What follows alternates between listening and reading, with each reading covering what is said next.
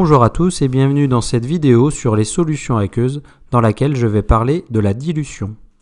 La dilution consiste à partir d'une solution déjà préparée. Donc cette solution contient ici le solvant qui est de l'eau et des espèces chimiques à l'intérieur qui est mon soluté. Donc l'acte de dilution consiste à, dans cette solution, rajouter du solvant.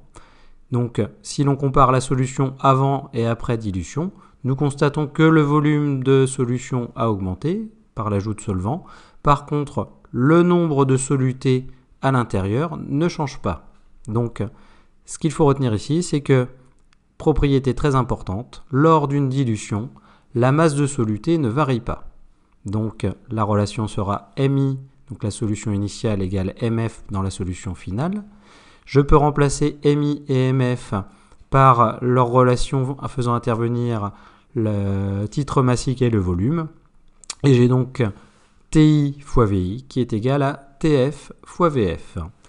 Ce sera cette propriété qui va permettre de déterminer le volume de solution initiale qu'il faudra prélever pour réaliser une solution par dissolution. Lorsque l'on dilue une solution, le titre massique de la solution diminue. On appelle facteur de dilution, noté petit f, le rapport du titre massique de la solution initiale sur le titre massique de la solution finale. Donc TF égale TI sur TF avec donc TI, le titre massique du soluté dans la solution initiale exprimé en grammes par litre, TF, le titre massique du soluté dans la solution finale toujours exprimé en grammes par litre, et F, le facteur de dilution qui lui est sans unité.